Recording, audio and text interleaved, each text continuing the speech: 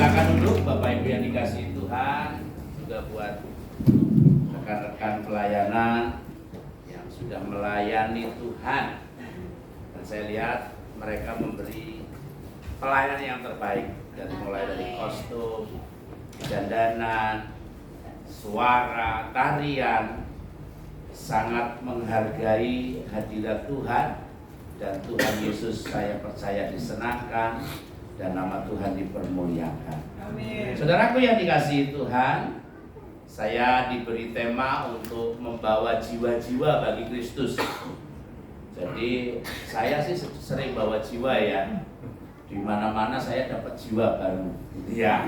Nah, saudara, sekarang saya mau tularkan hasrat, semacam rasa keterdesakan bahwa perlunya kita membawa jiwa bagi Kristus di tengah-tengah keadaan dan tantangan dunia yang semakin luar biasa ini. Tentunya dengan harapan, dengan konten yang dengan semacam tujuan di mana kita sama-sama menghendaki jemaat Tuhan menjadi bagian daripada pekerjaan dan rencana Tuhan dalam membawa jiwa-jiwa bagi Tuhan Yesus Kristus. Kenapa perlunya? Saya akan menyoroti dari satu sisi bagian daripada teologi Paulus melalui penulisannya kepada jemaat yang ada di Roma. Bapak Ibu yang dikasihi Tuhan, saya juga senang bisa bertemu kembali dengan Bapak Ibu di sini. Udah lama ya kita tidak bersuo ya. Saya sudah kemana-mana, baru di Polres Tenaga sendiri malah baru kali ini saya datang ke sini ya. Saya sudah kemana-mana pokoknya ya. Sudah melanglang buana gitu ya, sampai ke pedalaman-pedalaman. Terakhir kemarin Kalimantan Tengah sama orang-orang hutan itu ya. Lalu kemudian saya ke Papua, ke Fakfak. Saya landing dengan gemetaran karena pesawat itu harus landing di lapangan bola. Jadi bukan lapangan pesawat tapi lapangan bola. Jadi tidak ada beton atau aspal. Jadi yang ada adalah tanah, lihat. Tanah biasa gitu. Ada rumputannya. Dan itu katanya habis hujan. Jadi waktu pas jatuhnya ban itu langsung bunyi gitu ya. Terus kemudian seperti goyang-goyang di depan. Jadi kalau tidak kuat si pilotnya itu pasti tergelincir dan kita daratnya miring. Saudara, kalau daratnya miring pasti kita begini-begini gitu ya. Dan itu sangat seru sekali keadaannya. Puji Tuhan, saya dengan 3 orang teman dan 4 babi yang ada di pesawat itu. Jadi kami naik pesawat bersama dengan babi. Jadi tidak dengan orang ya. Orangnya hanya ada 3 dan babinya ada 4. Jadi luar biasa ya, banyakkan babi ya. Kalau voting kalah gitu ya. Dan kemudian saya sampailah dan kemudian saya melayani Tuhan. Dan saya begitu terkejut, babi yang saya bawa itu ternyata untuk hidangan kami ketika kami ada di sana. Jadi begitu mahalnya babi, sangat berharganya babi. Dan saya terkejut ketika mereka memotong babi yang ada bernama dengan pesawat yang saya tumpangi. Dan saya makan makanan babi. Nah, itu sangat menyenangkan sekali ya, makanan babi ya. Kemudian lalu saya makan makanan babi itu, maksudnya bukan makanan babi tapi daging babinya. Saya makan gitu, karena ada ayat firman Tuhan kan makan makanan babi pun tidak boleh kan gitu ya. Ada ya itu yang anak sulungnya itu, anak bungsu. Nah, tapi saya makan daging babi dan rasanya itu aneh sekali. Jadi tidak ada rasa bumbunya, jadi kayak orang babi digodok gitu aja ya. Terus kemudian saya cuci daging babinya, lalu kemudian saya cari rempah-rempah yang ada di sana. Saya minta izin, bukan menghargai adat di sana, tapi saya ingin kasih sesuatu yang baru di sini, saya bilang begitu. Boleh toh Bapak? Gitu. Mama jangan tersinggung Mama. Saya mau olah lagi ini daging babi Mama, bukan berarti tidak menghargai masakan Mama ini pasti enak.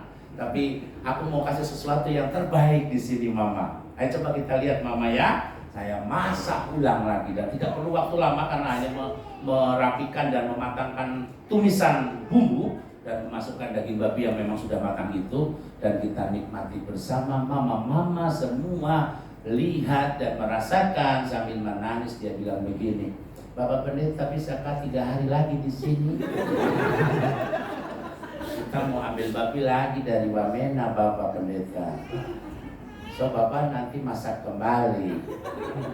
Saya kesini mau khotbah, Mama, bukan mau masak babi. Nah, itu salah satu strategi pelayanan saya, yaitu adalah babinisasi. Karena saya yakin dan percaya ketika orang Kristen yang rajin makan babi akan sulit sekali masuk Islam. Nah, jadi saya lakukan orang Kristen di mana pelayanan syariah, pelayanan jamaah Islamiyah yang masuk, ya boleh direkam nggak apa-apa, mereka juga tahu ini strategi saya. Jadi saya sengaja masak babi sebanyak-banyaknya. Di suku Ugai, di Mentawai, Siberut Selatan, saya bawa babi begitu banyak. Jadi sampai di sana saya potong babi dari separuh babi yang kita bawa, yang lain kita kasih ke mereka supaya mereka pelihara, dan yang lain kita masak dan kita makan berjamaah. Saudara, ketika mereka melihat kita makanan babi dengan begitu lahapnya, mereka bilang langsung, jangan kesini lagi. Oke, puji Tuhan. Jadi salah satu menjaga jiwa di kantong-kantong Kristen adalah setialah makan babi. Saudaraku yang dikasihi Tuhan, bagaimana jiwa yang terhilang dan diselamatkan. Nah, saya fokuskan hari ini karena kemarin saya khotbah Bapak Ginanjar sudah begitu banyak membahas tentang bagaimana membawa jiwa ke dalam gereja. Saya lebih ekstrim lagi, bagaimana jiwa yang terhilang selamat dari api neraka. Jadi ini lebih sadis lagi, neraka yang kita datangi, ya kan? Dan tentunya ketika membaca judul ini, saudara jangan berharap bahwa saudara harus pergi ke neraka dulu untuk membawa jiwa ke sini. Tidak, saudaraku. Maksudnya ini lebih kepada memberi warning atau mencegah atau menghalangi atau membawa kembali orang yang sedang mau menuju dan terancam masuk neraka. Dan kita sama-sama melihat bagaimana neraka itu. Nanti saya akan sedikit kupas. Saudara jangan bayangkan neraka seperti terjemahan dari film Indosiar ya. Ada neraka jahanam, ada lantai 1, lantai 2. Tidak ada. Jadi beda sekali cara bilang neraka dengan kita ya. Konsepnya berbeda, saudaraku. Nah, sebelum itu saya ingin membacakan firman Tuhan yang ada di dalam Roma pasal yang ketiga, ayat yang ke-23 sampai 25. Demikian firman Tuhan. Karena semua orang telah berbuat dosa dan kehilangan kemuliaan Allah. Sampai di sini dulu. Karena semua orang telah berbuat dosa, di slide saya Kak, tolong diberitahu supaya kita belajar mengeksplor ayat dengan bertanggung jawab. Ya, karena semua orang telah berbuat dosa dan telah kehilangan kemuliaan Allah. Orang yang hidup di dalam Allah, oleh karena Allah adalah pencipta kita, kita harus hidup di dalam Allah dalam kekudusan. Karena dosa adalah hamartia, melenceng dari tujuan Allah semula mencipta manusia. Karena pelanggarannya, karena melawannya manusia terhadap apa yang dikehendaki Allah, sehingga manusia kehilangan kemuliaan Allah. Kehilangan kemuliaan Allah berarti tidak lagi dalam kemuliaan Allah. Artinya terdepak, terusir, terkamiri, bahkan terputus hubungan dengan bahasa yang lain, dosa memisahkan antara yang kudus dan yang tidak kudus. Faktanya manusia sekarang telah kehilangan kemuliaan Allah. Semenjak Adam dan Hawa memberontak kepada Allah, tidak ada satupun yang tidak berbuat dosa. Berarti Adam seketurunannya telah berdosa di hadapan Allah. Bukan karena kita yang salah berdosa, tapi kita otomatis terputus hubungannya dari Allah. Semua yang berbuat dosa termasuk saya hari ini Akibat dosa adalah terpisah dengan Allah. Ketidaktaatan Adam membuat dosa menjalar ke semua manusia, termasuk bayi yang baru kita lahirkan. Dia sudah mewarisi dosa keterpisahan dengan Allah. Itu doktrin Kristen. Ya, itu teologi Paulus. Itu teologi GBI. Bahwa ada dosa keturunan di mana kita terputus hubungan dengan Allah. Kita membaca ayat selanjutnya, ya, dalam ayat yang sama tapi dalam terjemahan dari tafsirnya Roy Zebuk, ya, dari Biblical Theology Testimony, ya, dari Moody Publishing. Ini bukunya saya kemas begini. Bagaimanapun hukum dan keadilan terhadap orang berdosa adalah maut. Jadi maut itu adalah upah daripada dosa. Karakter moral Allah yang adil dan kudus menuntun hukuman maut bagi orang berdosa. Maut bukan sekedar mati secara fisik, tetapi suatu kondisi di mana manusia binasa selama-lamanya. Jadi kalau orang yang berdosa upahnya maut, artinya dia harus binasa saklawase, selama-lamanya. Binasa yang kekal. Nah, ini kan apa yang ditakuti oleh kita, orang yang benar-benar sudah mengenal Allah. Ayat yang ke-24 dari pasal 3 Roma. Dan oleh kasih karunia telah dibenarkan dengan cuma-cuma karena penebusan dalam Kristus Yesus. Kita dibenarkan saat kita dinyatakan benar di hadapan Allah, bukan karena perbuatan kita yang benar. Kita benar karena Yesus.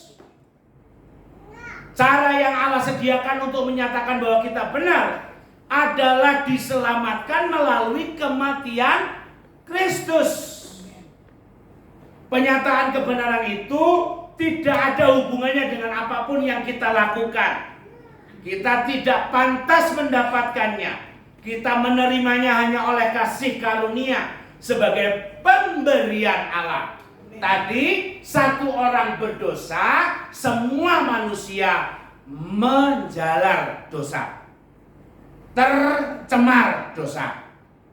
Tapi karena ketaatan Yesus, dari saat penebusan Yesus, dari seorang yang taat kepada Allah, yaitu Yesus, kita semua dibenarkannya. Amin.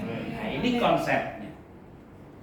Jadi kita diselamatkan karena penebusan, pembenaran Allah, grace, kasih karunia Allah.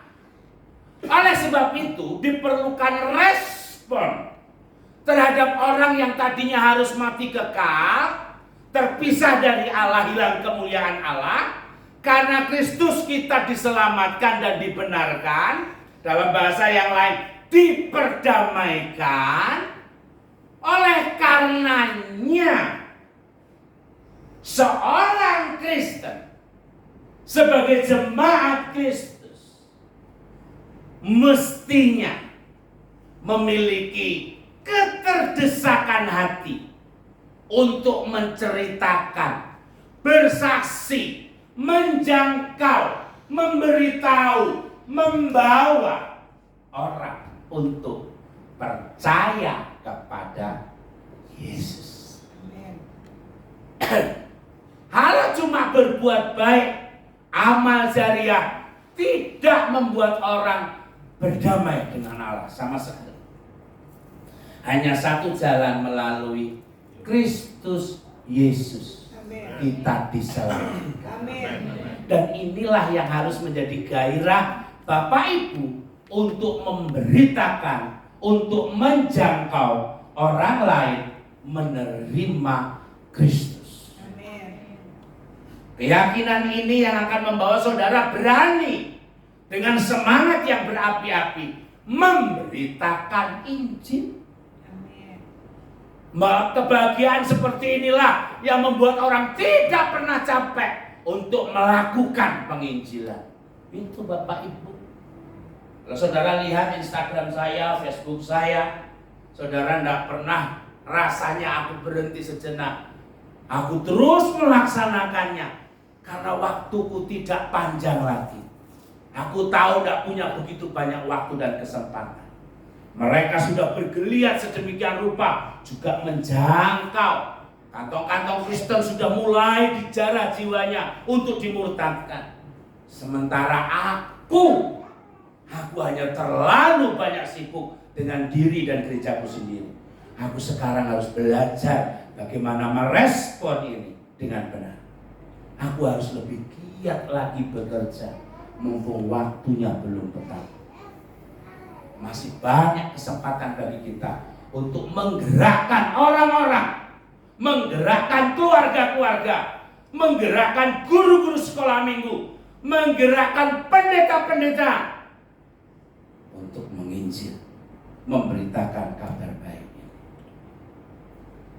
Kristus Yesus telah ditentukan dari Allah menjadi jalan pendamaian karena iman di dalam darahnya. Hal ini dibuatnya untuk menunjukkan keadilannya, karena ia telah membiarkan dosa-dosa yang telah terjadi dahulu pada masa kesabarannya. Ini maksudnya begini, bukan berarti dosa yang lalu wis gak usah diulangi lagi gitu. Bukan hanya sekedar itu. Allah tidak pernah memperhitungkan dosa lama kita. Ketika kita ambil keputusan percaya kepada Tuhan, kita diperdamaikan kepada Allah. Bukan berarti ini gratis supaya kita enak berbuat dosa, gampang nanti diampuni. Tidak. Justru semakin kita menjaga hidup kita, karena anugerah kita diperdamaikan, kita harus semakin respon dengan respon yang sangat positif. Supaya apa? Hidup kita menjadi berkat bagi banyak orang. Amin. Next. Sekarang neraka. Saya khotbah sedang tidak menakut-nakuti Bapak Ibu. Memang neraka kalau saudara buka googling ya kayak gini gambarnya. Tidak ada neraka yang gambar hotel bintang 5, healing, nggak ada. Gambarnya semuanya ya model-model begini. Tapi saya tidak mengatakan bahwa neraka itu seperti ini karena saya belum pernah datang ke sana. Jadi maaf, saya tidak pernah bisa menggambarkannya dengan sangat tepat. Saya hanya mengutip apa yang Tuhan Yesus katakan, Rasul Paulus katakan, dan setidaknya ada 3 orang yang saya kutip di sini untuk menggambarkan apa itu neraka. Mari kita lihat sama-sama. Apa yang dikatakan Tuhan Yesus tentang neraka? Tuhan Yesus menggunakan kata Gehenna untuk memperingatkan kepada seluruh umatnya mengenai neraka. Karena Gehenna adalah sebuah tempat di masa lalu, maksudnya masa lalu, di mana setiap orang binasa mengorbankan anak-anaknya ke dalam api untuk diberikan kepada berhala Molek. Itu neraka. Tempatnya di mana, Pak? Biasanya kalau saudara melihat peta gambar Yerusalem, gambar Israel, Yerusalem, kota Yerusalem, itu di pojokan sebelah selatan kalau nggak salah, itu ada tempat pembuangan sampah. Pembuangan sampah yang sangat besar, karena itu pembuangan sampah TPA, tempat pembuangan akhir. Seperti kalau lihat kita sekarang di Bandar Gebang, itu sampah banyak tapi tidak lembab, itu seperti gunung malahan. Baunya gak enak, saudara ketemu tulang kucing di situ, ulat. Saya pernah pelayanan ke sana, kebetulan banyak orang-orang yang mengais dari sampah itu. Jadi di Bandar Gebang ada komunitas pemulung, pengais sampah. Saya membagikan sembako ke sana, saudara. Saya waktu turun dari mobil ngangkatin sembako, saya injek tanahnya itu kalau siang, kalau panas itu mulai jam 11 itu ada bunyinya sepatu kita. Bunyinya kotak-kotak. Saudara tahu apa itu? Belatung. Belatung yang gede-gede. Jadi dibunyinya kotak-kotak. Saya lihat, belatung banyak. Lalu kemudian ada tali-tali untuk jemuran baju, jemuran, ada plastik-plastik yang habis dicuci, itu talinya panjang-panjang dan warnanya hitam. Lalu kemudian saya pegang talinya, pada terbang semua. Ternyata itu lalat. Jadi lalat yang hinggap di tali yang panjang itu seperti tali jadi bentuknya. Jadi itu lalat. Itu belum lagi baunya yang gak enak. Ada di sebelah sana itu sedang dibakar-bakar. Ya selain dikumpulin, yang lain bisa dipulung kembali, yang lain dihanguskan, dibakar. Dan apinya tidak pernah berhenti. Saya gambarkan seperti yang Yesus gambarkan, bahwa di Yerusalem di pojokan itu ada lembah di mana orang sekota itu buang sampah di sana. Dulu belum ada daur ulang sampah, semuanya dibakar. Dan apinya itu begitu besar dan kemudian tidak pernah berhenti. Lalu kemudian baunya nggak enak. Disitulah ada tulang-tulang patah dan kertak-kertak ya, yang kertak-kertak gitu ya. Ya saya nggak tahu tulang apa itu, yang jelas digambarkan di Perjanjian Lama ada kertak gigi dan seterusnya. Nah itu gambaran yang lain. Tapi setidaknya Tuhan Yesus menggambarkannya demikian.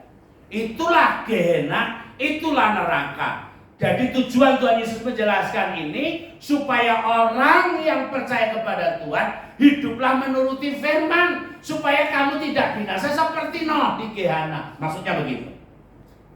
Jadi tidak jauh yang seperti digambarkan neraka itu adalah setelah kematian ada neraka. Itu jauh lagi nanti. Tapi Yesus waktu itu menggambarkan seperti yang orang Israel tahu. Gehenna. Tempat penyiksaan, kira-kira begitu. Yesus juga menginginkan setiap umat Kristiani dapat mengetahui kengerian neraka. Yang penting dan pentingnya hidup suci dalam Tuhan. Jadi kengerian neraka berbanding dengan hidup suci di dalam Tuhan. Artinya supaya tidak ke sana, hiduplah dalam Tuhan, dalam kesucian. Gitu maksudnya. Karena dalam Alkitab Gehenna mewakili penggambaran sebuah tempat siksaan di mana api akan terus menyala, di mana tidak ada apa? Oh jadi berubah ya di sini ya. Jadi berubah ya kayak. Ada tumpukan tulisan itu, berarti fontnya berbeda. Sebentar ya Kak. Aku harus menjelaskannya dengan tepat karena ini doktrin. Takutnya saya salah mengajar, nanti saya yang dibinasakan. Makanya saya nggak mau ini keliru sama sekali. Harus benar. Aku belajar sungguh-sungguh supaya khotbahnya bisa jadi berkat dan arahan hidup orang percaya. Oke.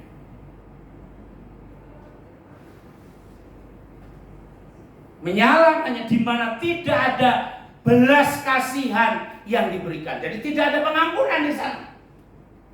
Ya, selama-lamanya artinya betul. Binasa lama-lamanya. Coba kita lihat tulisannya Yudas. Di tengah kebingungan jemaat yang dipengaruhi dengan ajaran-ajaran guru palsu, Yudas menasihati mereka untuk tetap berjuang mempertahankan iman yang telah disampaikan kepada orang-orang kudus.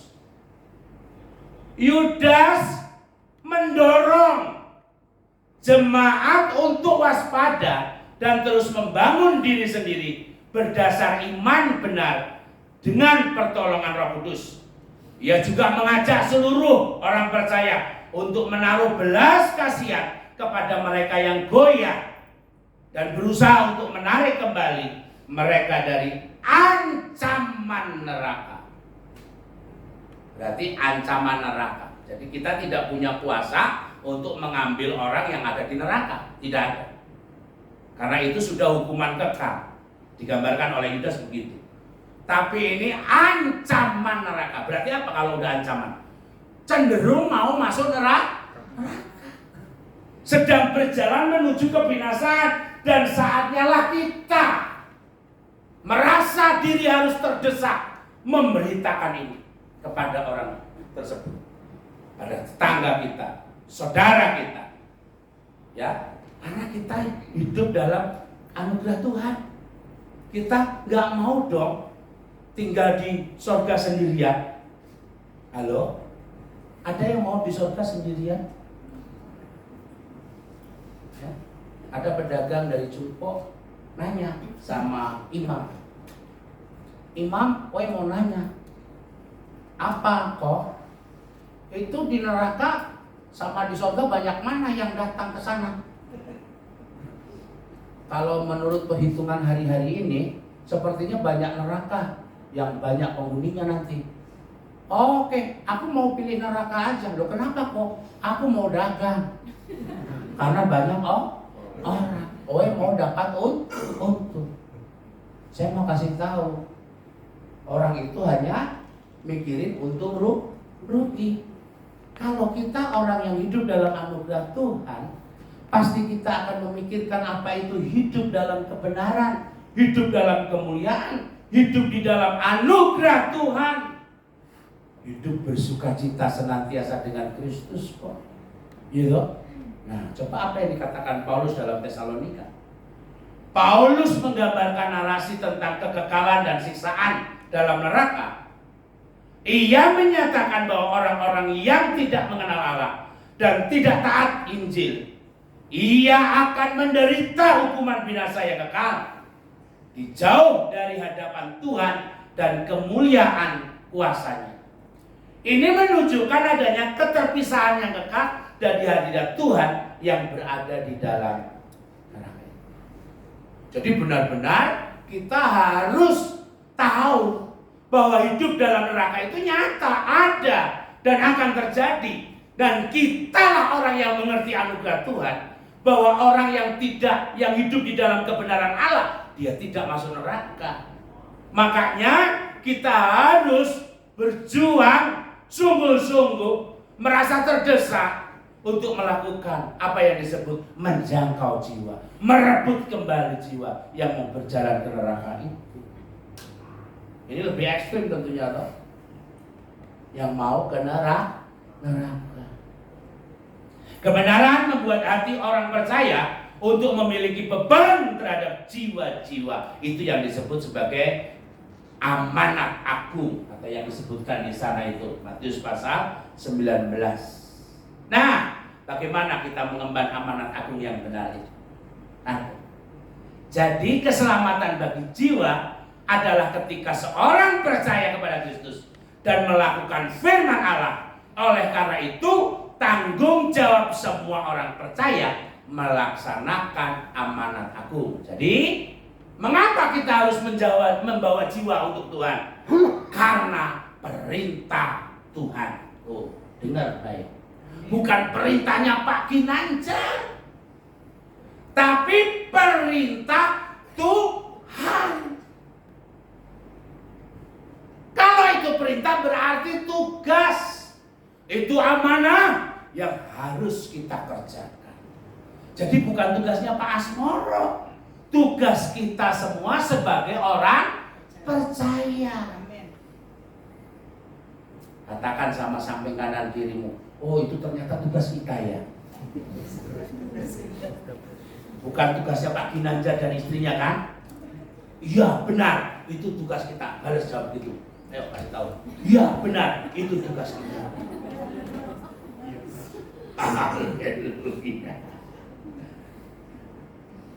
Kenapa tugas kita? Ini Paulus menggambarkannya dengan kalimat yang keren banget menurut saya. Sungguh pun aku bebas terhadap semua orang, namun aku menjadikan diriku hamba bagi semua orang, supaya sebanyak mungkin orang diselamatkan. Saya pakai bahasa versi yang mudah dibaca begini. Aku bebas, aku bukan milik siapa-siapa, tetapi aku menjadikan diriku hamba buat semua orang. Aku melakukan itu untuk menolong sebanyak mungkin orang untuk selamat. Itu yang dikerjakan. Makanya Paulus menjadi penginjil yang sangat efektif, melakukan penginjilan dan mendirikan jemaat-jemaat di mana-mana. Saya jadi terinspirasi oleh Bapak Paulus ini. Hari-hari ini aku sering ke pedalaman Kalimantan, ke Lampung, ke NTT, ke Seko, ke Wana, Sulawesi, mendirikan gereja-gereja kecil, gereja-gereja di desa-desa. Tidak perlu mahal. Kita bisa berdayakan warga, sisanya kita yang membantu. Pasir, kayu ada di hutan itu. Tapi semen, paku, kita yang adakan. Jadilah gereja. Satu hari saya pergi ke daerah namanya Planjau, Kalimantan Barat. Karena di sana ada lulusan sekolah arsitek Petamburan, anak SMTK gitu. Dan dia setelah lulus dia memutuskan untuk tinggal di desanya, di kampungnya. Karena di kampungnya tidak ada orang Kristen, kebanyakan orang Kaharingan. Lalu kemudian hiduplah mereka. Lalu beberapa kali dia berteman Facebook dengan saya, dia memberitahu kepada saya di inbox, dia bilang, kapan Om Asmoro pergi ke sini? Seperti doa yang diungkapkan dalam inbox itu, dan itu ditunjukkan oleh Tuhan, aku mengeceknya dan aku mulai tersentuh. Aku menyiapkan bala tentara, maksudnya pasukan saya, termasuk amunisi, maksudnya keuangan juga. Aku pergi ke sana. Aku pergi 4 orang. Dari Pontianak menuju ke Balai Papua. Dari Balai Papua harus naik lagi berkendara dengan kelotok, saudara tahu, Katinti. Itu 2,5 jam. Dari mulai kena air basah, kering lagi, basah, kering lagi. Dan sepertinya latu-latuku yang di bawah ini semakin membesar. Yang dewasa pasti mengetahui apa yang aku maksud. Kalau yang masih anak-anak nggak usah lah ya. Latu-latu. Dan rasanya nggak nyaman sekali. Tapi aku punya serep, aku mandi, aku ganti baju. Lalu aku jalan lagi sekitar 1,5 jam, ketemulah desa Planjau. Dusun Planjau itu, rumahnya nggak banyak, sekitar 17 rumah. Di tengah-tengah ladang kelapa sawit. Dan kemudian saya cari anak itu dan keluarganya. Lalu kemudian aku ketemu. Lalu mereka sudah siap dengan senang hati menyambutku. Dan kemudian aku mendoakan mereka. Mereka waktu aku masuk ke dalam rumah itu, mereka semua sedang memperhatikan ternyata. Kami cuma berempat, bukan pasukan perang yang banyak. Dan kalau aku bertempur dengan orang yang ada di kampung itu, pasti mungkin aku sedikit menang karena aku lebih besar dari mereka. Tapi mereka punya mandau, jadi kemungkinan juga kalah besar juga. Tapi aku tidak melakukannya untuk perang seperti itu. Aku datang mendoakan satu keluarga. Saya mendoakan, selayaknya saya mendoakan seorang saya seperti di dalam gereja yang besar. Karena suaraku berempat itu sudah memenuhi kampung itu. Haleluya, penyembahan ya luar biasa. Ku cinta Yesus, semangat sekali saudara. Saya nggak sadar kalau beberapa warga kampung itu sedang mengintip di luar rumah. Karena memang jendelanya tidak ditutup, pintunya depan juga nggak ditutup. Lalu kemudian mereka mengintip. Saya pikir yang ngintip cuma ada di daerah situ-situ saja. Ternyata banyak juga yang ngintip. Mungkin sekitar 25 orang yang mengintip. Kami mendoakan satu keluarga ini. Saudara, setelah berdoa demikian, akhirnya saudara tahu, saya selesai, kemudian saya duduk-duduk ngobrol. Saya nggak mau langsung pulang karena itu capek sekali, jauh kan ya, jauh. Ada kemungkinan saya juga mau nginap rasanya. Lalu kemudian ada satu orang datang kepada yang saya doakan tadi, ya, dia bisikin teman itu.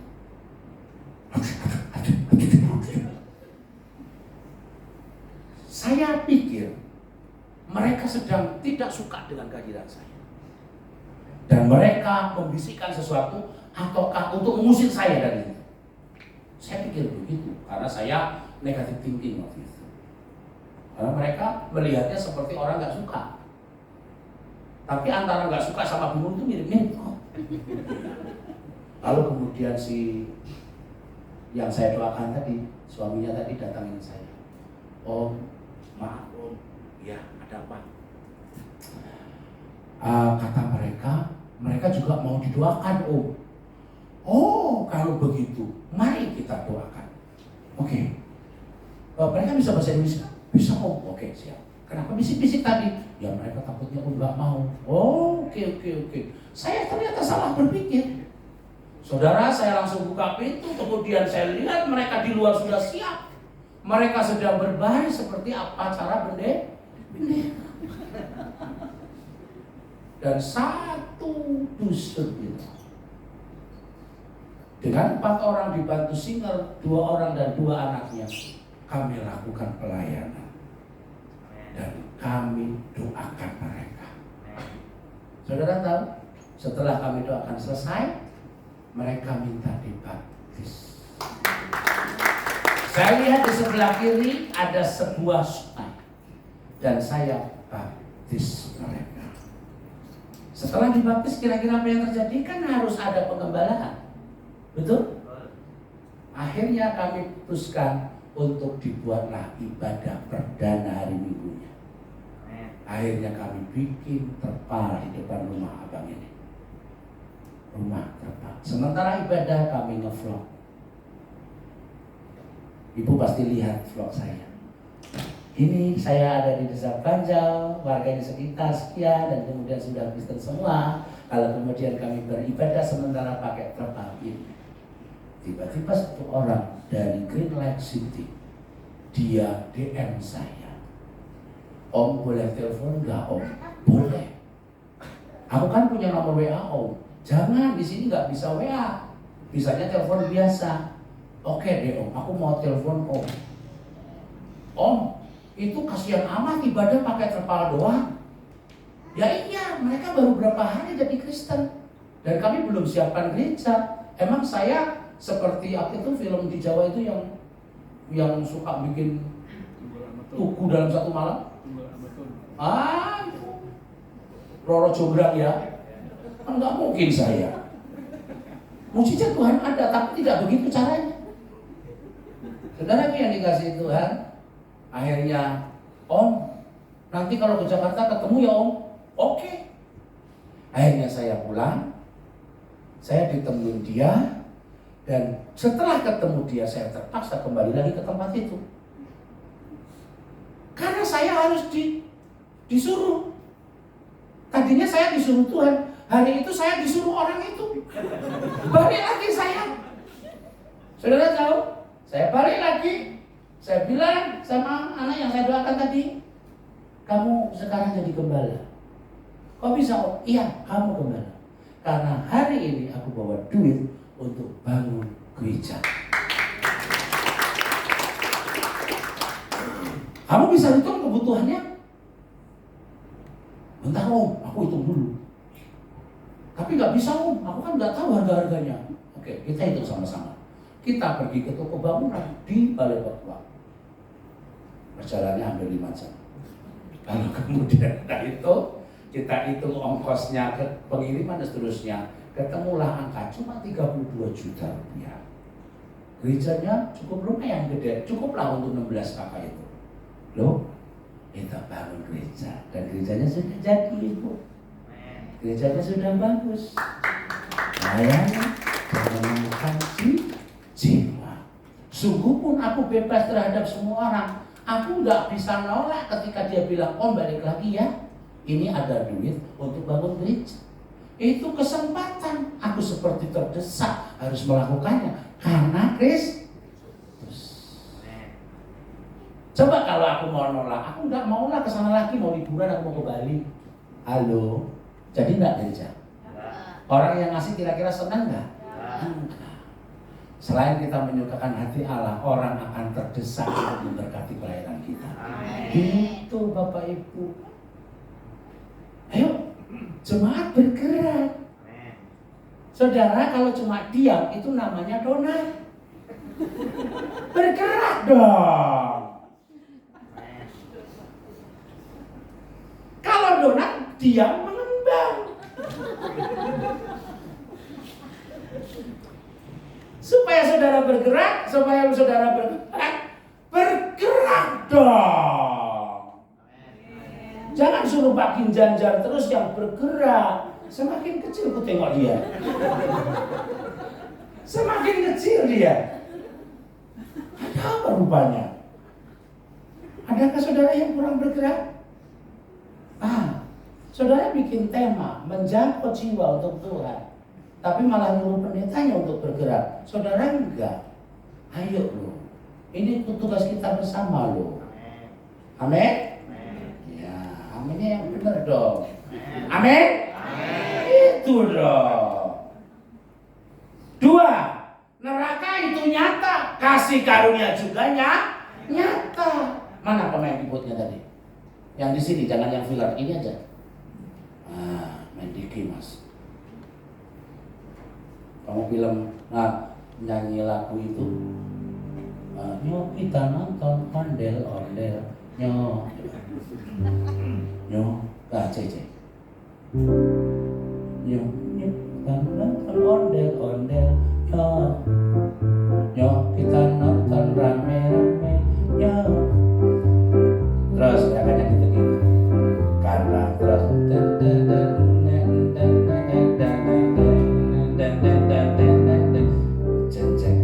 begitu besarnya kasih Babe, dia korbanin anaknya bakal kita, supaya setiap orang yang percaya diampunin dosanya masuk ke surga. Karena begitu besarnya kasih Babe, dia korbanin anaknya bakal kita, supaya setiap orang yang percaya diampunin dosanya masuk ke surga.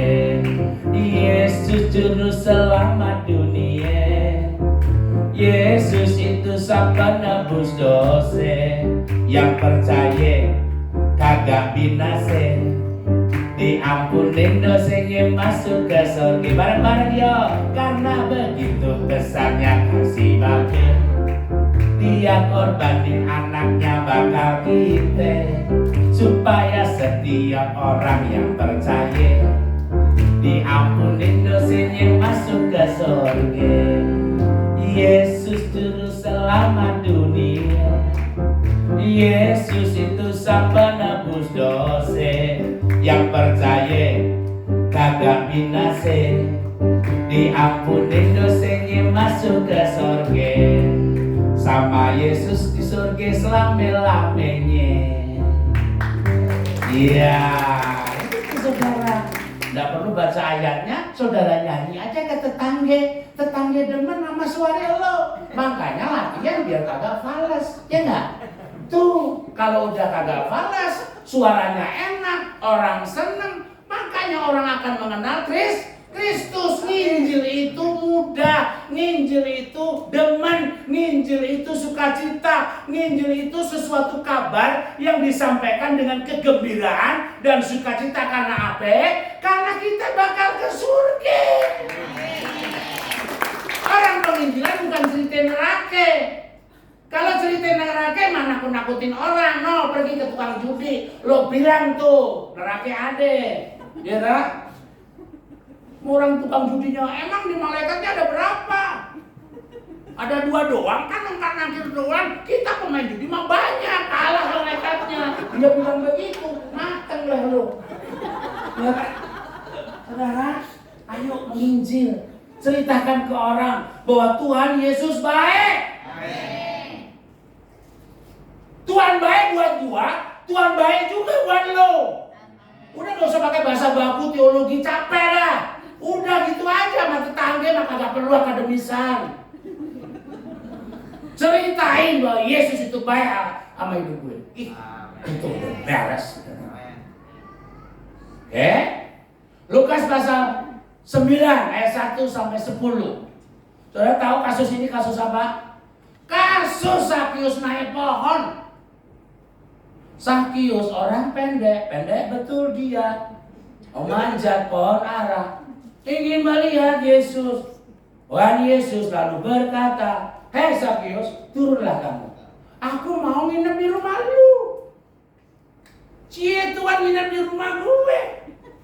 Ini mah keren banget. Nih Tuhan gue mau bilang nih, kalau ada orang yang gua rugiin, gua kembaliin 4 kali lipat Tuhan. Bener Tuhan. Separuh dari harta gue, gua bagi sama orang miskin tuh. Ketika ia mengalami perjumpaan dengan Tuhan dan dia tidak dipermalukan oleh Tuhan, dia ngerasa nyaman adem sama Tuhan, orang hidupnya berubah. Sekalipun dia orang berdosa. Tuh anak Tuhan kalau lihat orang berdosa nyinyir aja lo kerjanya. Mana ada orang nyaman sama lu?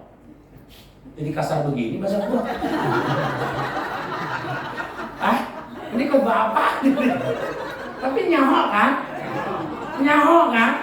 Lo demen kan? Iya, lo baku-baku bahasa seperti pendeta. Ini malah capek toh. Gini malah masuk gue. Serius. Ya toh? Bikin orang nyaman.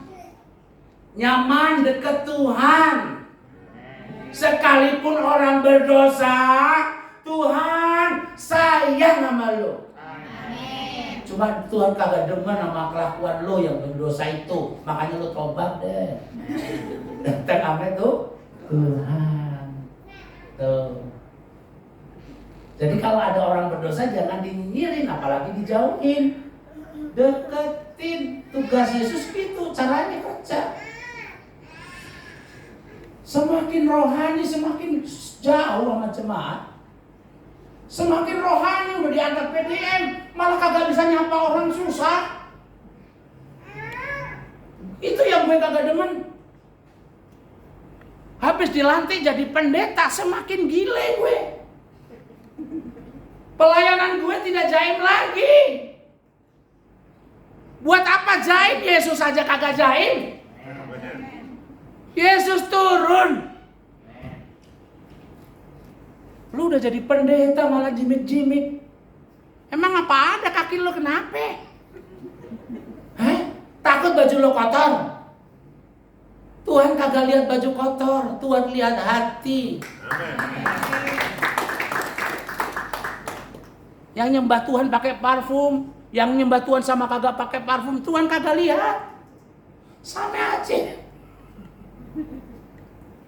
Ya, ayo, kalau orang seperti Sakius ribet masuk surga, saya yakin akan begitu banyak orang seperti Sakius yang gak pernah bisa menemukan surga. Yesus menurunkan levelnya supaya semua orang bisa datang ke surga. Pelayanan gereja kalau semakin bikin ribet orang susah, orang berdosa masuk ke gereja, berarti ada yang salah dengan pelayanan gereja. Kalau nggak pakai baju pink, nggak boleh masuk gereja loh hari ini. Saya lihat ada yang pakai baju yang lain tuh. Halo, halo. Memang melayani Tuhan harus give the best, harus beri yang terbaik, betul. Aku juga pakai baju yang terbaik ini hari ini, karena aku menghargai Tuhan, aku ngerti ini. Tapi beberapa orang mungkin dalam keadaan terbatas, hidup dalam kesederhanaan, itu bagian pergumulan dia, bukan bagian resehnya kita dong. Ya toh? Terimalah dia apa adanya. Layani dia seperti apa adanya orang lain juga.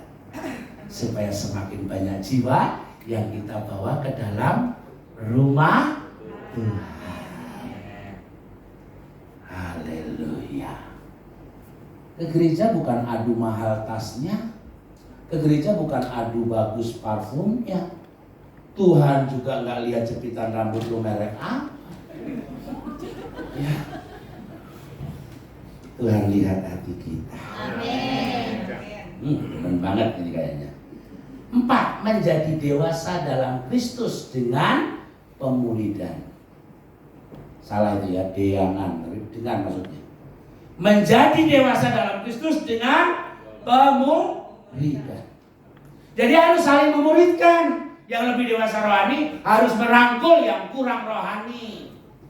Itu tugas gereja. Yang terakhir, mempersiapkan hatimu untuk juga terlibat dalam penginjilan, menjangkau jiwa. Bagaimana supaya kita bisa melaksanakan amanat aku minimal 5 hal ini? Saudara menjadi resep baik untuk memulainya. Nggak usah jauh-jauh ikut saya ke Kalimantan, ke Papua. Capek, mahal, biayanya lumayan mahal. Kok Pak Pendeta bisa? Bisa, karena saya punya duit. Bohong kalau saya nggak punya duit, gitu? Saya harus punya duit untuk melayani di desa. Caranya gimana supaya dapat duit? khotbah yang bagus supaya khotbahnya laku. Kalau khotbahnya laku nanti kan dapat amplop, betul kok? Nah amplop itu isinya duit, you know kan? Isinya duit. Tapi Pak Pendeta ini blas gak makan duitan, aman kok. Tapi perlu duit, makanya dikasihlah amplop. You know, maksudnya bukan hal apa ya? Saya diberkati untuk melayani begitu banyak. Memberkati orang lain di desa. Ya. Kisah gadis pemungut nanas. Saya mau kasih cerita. Boleh pemain musik tadi? Lagunya seperti lagu yang boleh pemain yang lain? Kita sudah mau selesai kok khotbahnya. Silakan. Oke. Tapi nggak usah main dulu yang lain, ini yang pelan-pelan ya. Oke. Lagunya tentang hidupku, tentang hidupku. Pelan-pelan aja bro. Kakak saya mau cerita dulu. Adalah fillernya boleh untuk stringnya boleh. Nyembahan. Kau terus, gua mau cerita nih ya. Satu hari satu anak gadis, dia anak sekolah minggu. Guru sekolah minggunya adalah istri dari koko yang punya toko emas. Berarti bukan orang miskin dong. Toko emas minimal kalau punya toko emas berarti 3 kilo lah kali ya emasnya ya. Karena dipajang di display itu segitu kira-kira. Minimal punya tabungan untuk stok uang untuk sirkulasi penjualan emasnya. Banyak duitnya pastinya. Tapi koko pemilik toko emas itu yang istrinya adalah guru sekolah minggu diperhatikan oleh anak sekolah minggu yang umur 11 tahun. Dia lihatin, ternyata koko yang tukang emas itu gak pernah pergi ke gereja. Bukan hanya itu, koko itu juga gak pernah baca Alkitab. Anak sekolah minggu itu hatinya risau. Ingin sekali koko yang punya toko emas itu bisa baca firman dan pergi ke gereja, percaya Yesus tidak binasa. Karena apa? Istrinya mengajarnya di sekolah minggu bahwa kita harus menginjil. Karena yang dikasih Tuhan, anak itu bukan anak orang kaya, tapi dia punya uang saku dan itu tidak terlalu besar. Dia ingin sekali beberapa minggu ke depan dia bisa beli Alkitab. Lalu kemudian dia mengumpulkan uang itu untuk membeli Alkitab, tapi kurang. Nah, di sebelah rumah dia tinggal ada perkebunan emas, Gunung Madu Mataram namanya. Itu perkebunan usaha. Setelah dipanen biasanya ada nanas-nanas kecil. Nanas-nanas kecil yang tidak dipanen biasanya dipanen oleh para pemulung buah. Kemudian dijual pada tukang rujak karena itu nggak perlu bentuk yang besar dan bagus, yang penting ada rasa nanasnya untuk dibikin rujak. Dan anak itu ikut bawa karung mengambil nanas seperti yang lain juga. Anak itu tidak seperti orang lain yang dewasa pakai sarung, pakai kaos kaki tangannya karena nanas itu banyak durinya. Lalu anak itu kena duri nanas waktu ngambil, tapi dia abaikan rasa sakitnya. Yang penting dia bisa beli Alkitab. Setelah beberapa hari terkumpullah uang dan dia cukup membeli Alkitab, tapi tangannya hancur dengan duri nanas. Orang tuanya sempat marah, tapi ya sudahlah. Sudah banyak sekali tusukan duri nanas, bahkan beberapa duri masih nempel di badannya. Kalau mandi dia pasti perih sekali. Tapi dia abaikan itu. Dia berjuang untuk membeli sebuah Alkitab. Setelah terbeli Alkitab, dia bawa Alkitabnya kepada Koko. Pagi-pagi sekali waktu Koko itu buka toko emas, sebelum berangkat sekolah minggu, dia kasihkan Alkitabnya kepada Koko. Om, aku mau kasih Om Alkitab. Om baca ya. Kokonya lagi sibuk bukain tokonya. Dia lihat anak itu bawa Alkitab dan disodorkan kepadanya, dia gak senang. Dia gak senang karena dia pernah tersinggung dengan pendeta banyak keras sekali. Dia jengkel, bahkan Alkitab pun dia jengkel juga. Akhirnya dia pegang Alkitabnya, dibuang ke tempat sampah. Anak itu menangis, Dan kemudian terharu sekali rasanya anak itu karena perjuangannya disepelekan begitu. Lalu kemudian anak itu mau mengambil Alkitabnya di kotak sampah. Istrinya keluar mau ngajak dia ke sekolah minggu, tapi dia lihat anak itu ngambil Alkitab di kotak sampah. Waktu dia ngambil Alkitab, istrinya, kok di kotak sampah? Iya, tadi aku kasih kepada omnya marah, om buang Alkitabnya di sampah. Loh, tanganmu kenapa nak? Iya, aku bisa beli Alkitab karena aku ngambil nanas. Diceritakanlah seperti apa yang dia kerjakan. Lalu istrinya teriak, Koko! Suaminya bilang, apa sih berisik amat? Koko lihat tangan anak ini. Lalu Kokonya lihat tangan itu.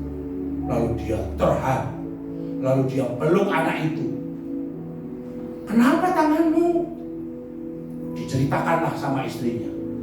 Lalu kemudian Kokonya menangis dan mengambil Alkitab dan memeluknya dan memeluk anak itu.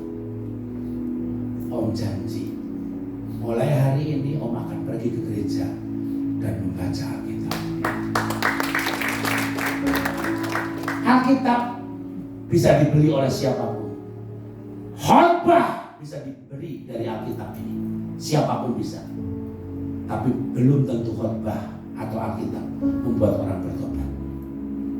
Yang membuat orang tersentuh oleh kasih Tuhan itu, bagaimana kita memperjuangkannya. Anak tadi menginjil dengan memperjuangkan. Anda menceritakan tentang kasih Tuhan, tapi hanya dengan cerita seperti orang rugi di tetangga, orang tidak tersentuh. Cobalah kamu bikin rujak nanas. Datangi tetanggamu dan mulai bilang begini, Jeng, aku bikin rujak ini loh Jeng buat Jeng, karena aku ingin Jeng menikmati rujak nanas yang aku buat. Cobain Jeng. Oh, terima kasih sekali tumben. Kok kamu baik banget sama aku? Iya Jeng. Besoknya lagi bawain ketuk lindri sambil berjuang. Lalu satu kali ajaklah dia pergi ke persekutuan. Dia pasti akan sulit menolak. Bukan karena ajakannya ke persekutuan, tapi sentuhan hubungan relasi itu yang membuat dia ikut ke persekutuan. Setelah itu biarkan Roh Kudus yang bekerja. Engkau sudah berdoa, engkau sudah melakukan, Roh Kudus yang bekerja. Bukan jaminan karena engkau pandai berhubungan dengan orang engkau bisa memenangkan jiwa. Tidak. Mintalah Roh Kudus menyertai engkau. Aku khotbah puluhan kali belum tentu orang bertobat, tetapi kesaksianku sering membawa anak-anak datang kepada Tuhan. Mari lakukan. I love you. I love you. Full I love you. Apakah kamu juga mencintai orang lain seperti Kristus mencintaimu? Ku tahu hidupku berharga di matamu. Kau ciptakanku kemuliaanmu. Haleluya. Oh,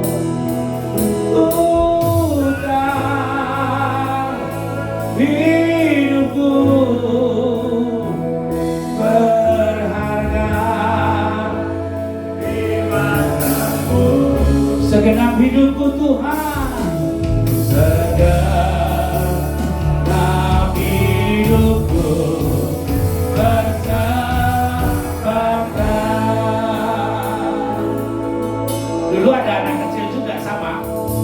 Dia suka belanja emas balokan. Mana slide-nya Bang? Ditampilin Bang. Di slide berikutnya. Dia beli es balokan.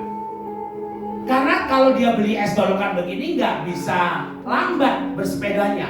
Dia harus kencang supaya apa? Nggak sampai rumah nggak habis toh gitu kan? Nah betul. Dan anak itu bersepeda kencang. ke toko es batu itu, ke tempat penjualan es batu itu. Lalu kemudian setelah dipotong, dinaikkan sepeda, dia naik dengan kencangnya.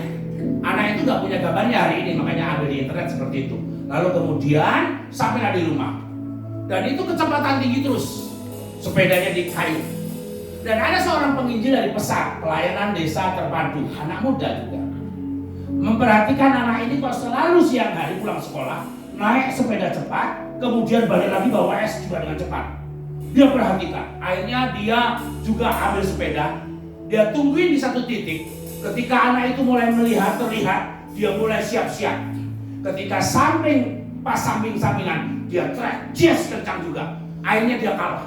Dia coba lagi. Anak ini memang sudah mahir menggunakan sepeda dengan cepat. Dan penginjil ini tidak terlalu mahir. Akhirnya dia berlatih supaya bisa mengalahkan si anak itu. Anak itu karena ngerasa diajakin untuk trek. Wah, dia mah kecil. Apaan dia? Pasti kalah. Akhirnya dia semangat. Dan berkali-kali tidak terkalahkan oleh pembalap penginjil itu. Tapi satu hari, penginjil itu berlatih dengan semangat. Dan itu yang membuat kagum si anak penjual es tadi. Akhirnya dia bertanya, "Om, ngapain Om ngalahin aku?" "Karena aku padamu," dia bilang begitu. Saudara tahu? I love you. Saya lihat kamu rajin ke masjid ya. Enggak Om. Aku ingin kamu kenal satu pribadi, namanya Yesus. Karena aku kalah naik sepeda, aku mau mendengarnya. Anak kecil itu mau mendengar. Lalu kemudian ia injili anak itu. Dia injili anak itu. Dan akhirnya anak itu terima Yesus Kristus. Anak itu hari ini jadi pendeta yang khotbah di depan saudara. Anak itu saya. Orang yang naik sepeda tadi saya. Sederhana menginjil itu. Tampilkan hidupmu yang dipenuhi oleh belas kasihan Tuhan. Engkau akan memberitakan kabar. Haleluya. Inilah yang asyiknya. Next gambarnya. Saya sering kali tidur di perahu untuk ketemu jemaat-jemaat di pulau-pulau terpencil. Saya melihat ada satu gereja yang tidak pernah didatangi oleh pendeta. Mereka pimpin sendiri dengan lagu suplemen. Karena gereja Protestan ya. Nyanyinya juga nggak ada nadanya. Semaunya yang mimpin aja ngangkatnya nomor berapa. Tapi ketika saya hadir di situ, saya sampaikan khotbah 1 jam penuh, tidak ada yang ngantuk. Bahkan mereka semua merasakan hadirnya Tuhan. Saya datang lagi ke satu desa di suku Wana, di Morowali, naik ke atas. Khotbah di kegelapan malam. Saya pikir ada lampu listrik, ternyata di pertengahan ibadah lampunya meredup karena tenaga suryanya sudah nggak kuat. Jadi saya khotbah pakai handphone, seperti saya sedang berkhotbah, seperti nasihat Mak Lampir di tengah kegelapan gua. Saya lihat matanya semua melihat saya dengan putih-putih. Hampir saya lari ketakutan. Tapi karena belas kasihan, saya sampaikan khotbah di tengah kegelapan malam itu. Saudara lihat ada satu postingan Instagram saya. Khotbah di tempat yang gelap. Tapi beritanya tetap berita terang benderang. Saudara lihat slide berikutnya. Setiap tahun saya meluluskan anak-anak sekolah penginjil. Dan mereka saya utus di tempat-tempat saya mendirikan gereja. Mereka jadi gembala-gembala. Umur mereka masih di bawah 20 tahun rata-rata. Tapi mereka butuh bapak yang mendampingi. Anak-anak itu saya dampingi setiap hal. Setiap saat aku kunjungi mereka. Dan mereka senang dan bisa bertahan di tempat-tempat sunyi pelayanan penjaga jiwa di kantong-kantong Kristen. Anak-anak yang sudah diperlengkapi dengan pemberitaan Injil. Mereka melayani. Next lagi. Mereka melakukan seperti ini. Melayani. Next lagi. Mereka ngajar di satu sekolah yang jalan jauh sekali. Anak-anak muda yang punya hati melayani. Saudara ibadah dengan AC yang dingin itu pun masih malas berangkat gereja. Lihat anak-anak itu dengan tekun duduk dengan lantai tanah dan merindukan firman yang begitu tajam. Jadilah penjara jiwa, jadilah pembawa-pembawa jiwa bagi Kristus. Terima kasih Tuhan Yesus. Terima kasih. Terima kasih untuk siang hari ini Tuhan Yesus, buat kebaikan dan pemberitaan firman. Biarlah kami semuanya diberkati oleh Tuhan. Haleluya. Amin.